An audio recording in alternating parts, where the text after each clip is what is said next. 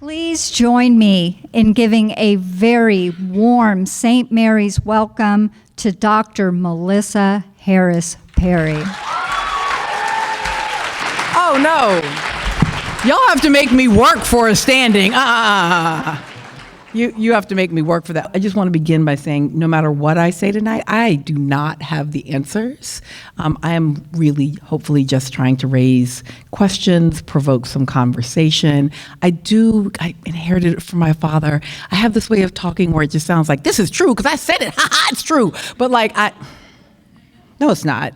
It's really, you got to take it all as a hypothesis, right? I'm just going to be very strongly worded hypotheses, okay? We're going to have two analytic tools. We're going to all use these tools tonight. Everybody's invited to use a tool. There's tools for everybody. Here's the first tool. First tool is feminism. But for me, feminism is a question, right? It's an analytic tool. It's literally a question you walk around with. And the question is, what truths are missing here? That's it. Then we're going to have another tool we're all going to use. It is called black girl skepticism. Now, I had a whole long definition for feminism, but black girl skepticism comes with a photo. Okay, are you ready? So remember, we're asking who's at the center, what stories are accepted as common knowledge, and how do they either reinforce or resist power? So we're going to start with who's at the center. This is the answer. Who founded the country? Washington, Jefferson, Madison, Hamilton up in there? Yes. Okay, so now we're going to ask our feminist question. What truths are missing here? Because when we think about the founding, right, do we think about, for example, the Iroquois nations, right, whose efforts were crucial to the founding, right? They weren't just like, well, I hope the redcoats and colonists work it out. No, they had opinions. They had thoughts. They had weapons. They had knowledge of the land. The Iroquois nations were crucial to the Revolutionary War, but we rarely talk about it. All right, this is the easy one. Who's America's greatest inventor? Thomas Edison. Light bulbs and stuff. Right, you looked up, you were like,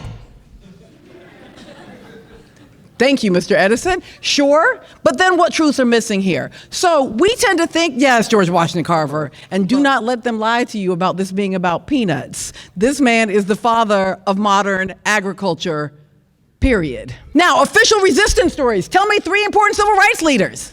But we think about Martin Luther King, think about Rosa Parks, think about John Lewis. Now, don't get me wrong, we think about them wrong, we think about them inaccurately, but this is the official canon, right? But then what truths are missing here, right? So do we talk about Rustin? Do we talk about the queer black man? When I teach the March on Washington, I point out that the cover of Life magazine, the day after the March on Washington, who's on the cover?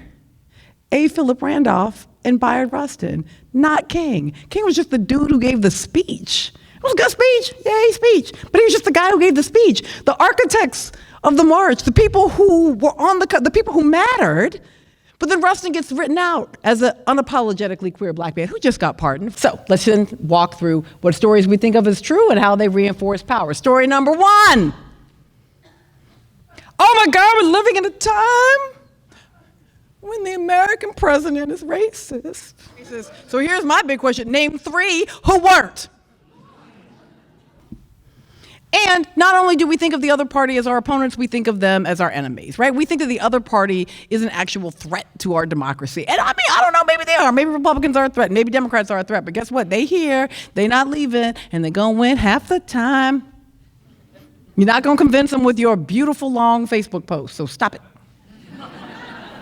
The time when all the Democrats got along and made law with the Republicans was because the Democrats were the Dixiecrats. The reason that there was bipartisanship was because it happened over the dead bodies of black people. Cool, let's just have gridlock. Let's just have gridlock over what was the real thing that you remember as bipartisan friendliness. And so the reason that it is less bipartisan is because that's what the party looks like now. Because when a whole bunch of other people got there, the disagreements got clearer. Yeah, people were buddy-buddy, chum-chum, hanging out together. I would like us not to see each other as enemies, but I am not nostalgic for shit in America. I'm a black woman. In 2020, the Democrats will save us. Come on now. We're going to put a little black girl skepticism on that.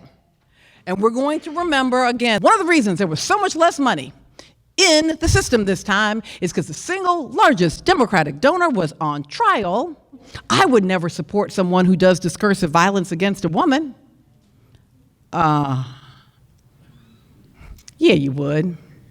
Sure you would. Sure you did.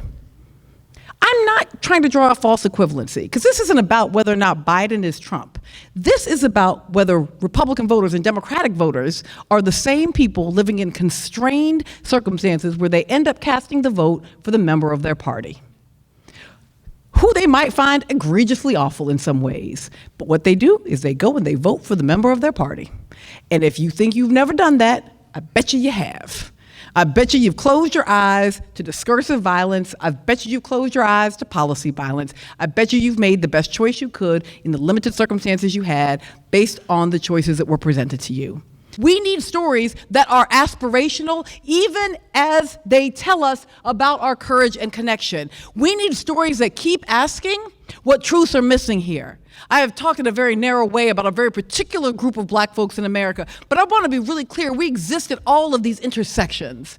That the ways in which the checks are bouncing, the kinds of Black girl skepticism and the kinds of feminist truths that we must expand, will tell us both about our vulnerabilities and our victories, will let us have pain about a state that doesn't love us, that will let us indicate when we don't feel safe, even in our homes, our communities, and on our campuses, that will allow us to resist by telling our own stories, and that will allow us sometimes to win, to actually go ahead and win.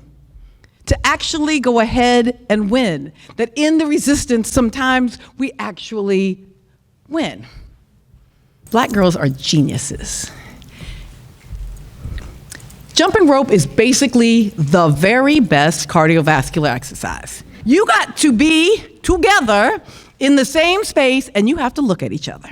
But you're also doing the things that, by the way, guard against Alzheimer's. They guard against social isolation. All these things that we know have very real physiological benefits, right? Overall, the whole point is everybody has to look good together. The reason you and I have to communicate to get the rhythm right is we actually don't want to trip the jumper. Not only do we not want to trip her, we want to work in such a way that our jumper gets better and better. We want, in fact, maybe to even be able to get her in, have her jump, get her out, get somebody else. When we are really good at what we're doing, we're not beating anybody. You might be competing against another team, but the whole point of it is collaboration, where even if you're the turner, your job is to make it work for the other. This right here is democracy, and not just democracy, this is healthy democracy. This is what it looks like. Black girls have figured out healthy democracy. You work together, you get in the same room, you communicate with each other, you do a little breathing, you figure out how to make each other look good. You build the Black girl magic, because that is ultimately what we're going to have to do.